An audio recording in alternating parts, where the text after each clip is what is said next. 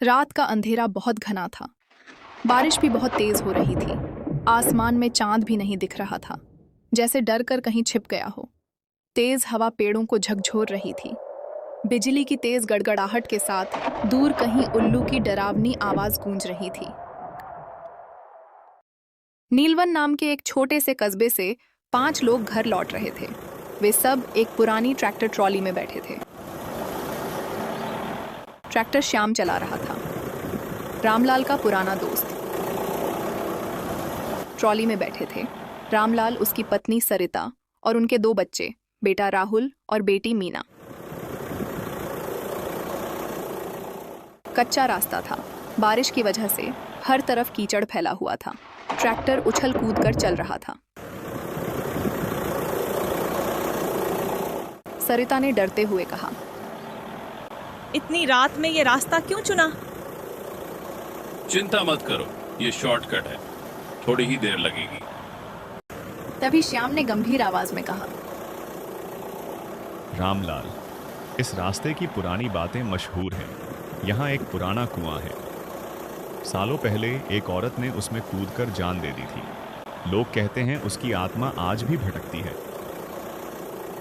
अरे बच्चों को मत डरा। सच है, वो औरत ठगी गई थी। अब जो भी रात में यहाँ से गुजरता है उसे वो दिखती है, सफेद साड़ी में, खुले बालों के साथ। अचानक ट्रैक्टर का पहिया कीचड़ में धंस गया। श्याम ने पूरा जोर लगाया, लेकिन ट्रैक्टर हिला तक नहीं। सरिता घबराकर बोली, अब क्या होगा? पैदल चलना पड़ेगा, शायद आगे कोई गांव हो।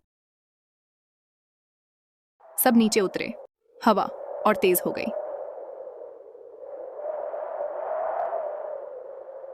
तभी दूर एक मध्यम सी रोशनी दिखी। रामलाल बोला, चलो उधर चलते हैं, शायद मदद मिल जाए। सभी उस दूर चमकती रोशनी की ओर जाने लगे। बिजली चमक रही थी। बादल भयानक तरीके से गरज रहे थे।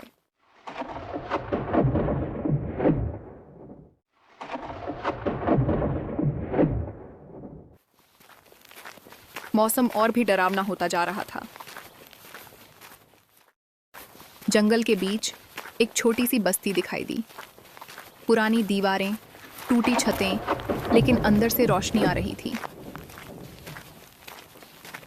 आंगन में कुछ लोग चुपचाप बैठे थे। रामलाल ने आवाज दी, अंदर कोई है क्या? एक बूढ़ी औरत बाहर आई। उसकी आंखें गहरी थीं, चेहरा पीला था। वो बोली, अंदर आ जाओ, बाहर ठंड बहुत है।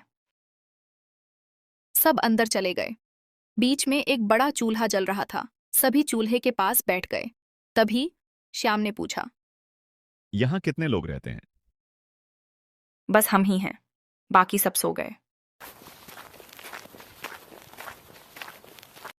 बच्चों ने बाहर झांका। अब आंगन में और लोग खड़े थे, सब एक जैसे, बिल्कुल खामोश। अचानक मीना चिल्लाई, मम्मी, वो औरत मेरे पास आई थी।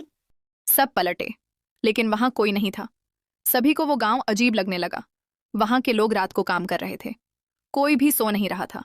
लोग गलियों में घूम रहे थे। रामलाल बोला, हमें यहां से निकलना चाहिए। तभी बूढ़ी औरत पास आई और बोली, रात में मत जाओ, बारिश भी बहुत हो रही है, रास्ता भटक जाओगे। सुबह निकलना। मजबूरी में सब रुक गए। आधी रात को सरिता की नींद खुली। उसे रोने की आवाज आई। पानी, पानी दो, पानी, पानी दो। आवाज कुएं की तरफ से आ रही थी। सरिता ने सबको जगा दिया। कुछ बहुत गलत है। ये इंसानी बस्ती नहीं है। हमें यहाँ से भागना चाहिए। जैसे ही वे बाहर निकले, रोशनी गायब हो गई। पूरी बस्ती अंधेरे में डूब गई। रास्ते बदल चुके थे। वे चलते रहे, लेकिन हर बार उसी जगह लौट आते। बच्चे रोने लगे।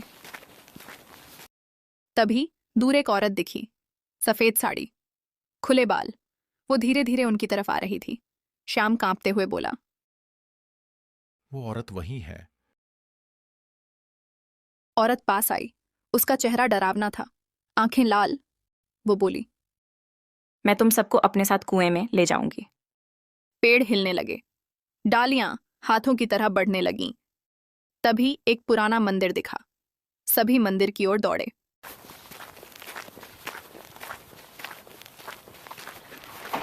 वो औरत भी उनके पीछे दौड़ी। वो उनको मारना चाहती थी। सभी दौड़कर मंदिर में चले गए। अंदर हनुमान जी की छोटी मूर्ति थी। औरत मंदिर के अंदर नहीं आ रही थी। वो औरत बाहर चिल्लाने लगी, मुझे अकेला मत छोड़ो, मैं तुम सबको अपने साथ लेकर जाऊंगी। रामलाल कांपती आवाज में जोर जोर से कहने लगा, हम भगवान की शरण में हैं, तुम हमारा कुछ नहीं बिगाड़ सकती। धीरे धीरे उस औरत की आवाज कमजोर होने लगी। वो रोने लगी। मुझे माफ कर दो, मैं ठगी गई थी। तेज हवा चली, औरत गायब हो गई।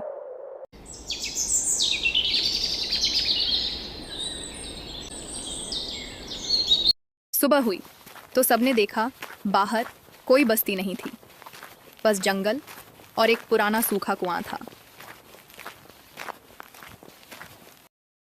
ट्रैक्टर ट्रॉली पास ही खड़ी थी। सब चुपचाप बैठ गए, लेकिन वो जानते थे उस रात को वे कभी नहीं भूल पाएंगे।